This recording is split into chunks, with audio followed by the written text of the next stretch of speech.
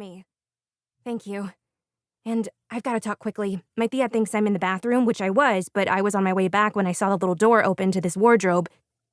Priest. Confessional. Me. Right. Well, I saw the door was open, and I thought maybe I could climb inside and get mauled to death by a giant Narnia animal. But that's not going to happen, is it? Priest. I'm afraid not, no. Me. I figured. Then I realized that this was one of those rooms with a priest on the other side of the wall, and I thought maybe it would help if I could just talk to someone, even if I couldn't see them. Especially if I couldn't see them. Does that make sense? Priest. Of course. Go ahead. Naranja, dulce, limón partido, dame abrazos que yo te pido. Tia Vera drummed her fingers on the steering wheel as she sang. Now and then, when the road required more focus, she switched to humming and leaned forward, squinting through her cat-eye glasses. Her rosary swung back and forth from the rearview mirror, almost taking out the plastic St. Christopher suction-cupped to the dashboard.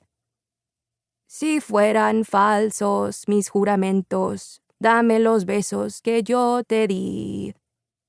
My aunt's car didn't have working air conditioning. Because why would she need some expensive nonsense like that when there were perfectly good windows we could crank down halfway? Somehow, remarkably, the 65-year-old wasn't even sweating. Her makeup, red lips and thick foundation, one shade too light for her brown skin, stayed perfectly still, held there by her monumental willpower. I, on the other hand, was not so lucky. I was sure that, should this drive take too much longer, police officers would find me melted, my flesh permanently fused to the rainbow granny square seat cover. The poor kid, they'd say. Dead 1 week into summer vacation. A real tragedy. Tia Vera hit a pothole, and I gasped, clutching the door with white knuckles. I wasn't the only one struggling. St. Chris, and by extension the piggybacking Christ child, took a tumble to the floor of the driver's side, rolling under the pedals. Tia Vera mumbled something in Spanish as she fished around for the figure, taking her attention away from the road. "Tia, watch out!" I shouted as the car swerved. "Aha!" she replied, returning the holy action figure to its rightful place and the vehicle to the correct lane. "Cálmate, mija. I've had this car for 3 decades.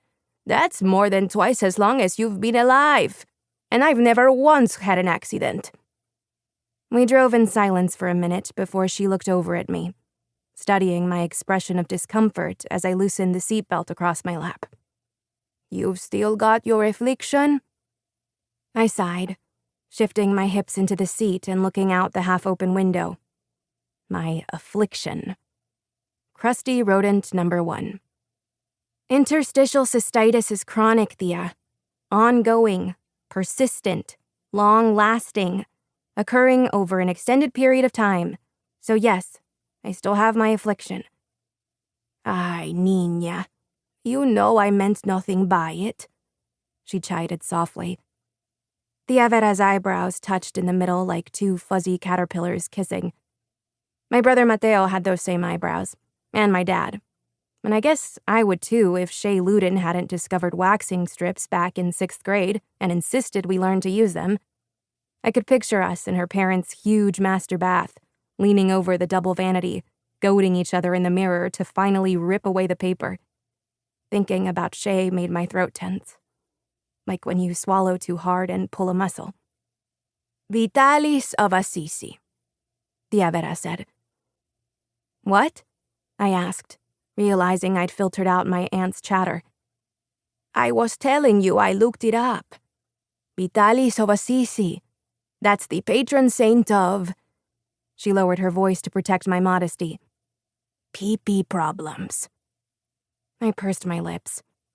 "Thea, I went to church like you asked. But going once doesn't mean I believe in any of..." I pointed to the poorly painted martyr on the dashboard. "This." Tia Vera put her hands up, letting go of the wheel. "Claro que sí, of course. I'm grateful for you indulging me. The viejitas are always bragging about their children and grandchildren, and now they know that I have the most beautiful..."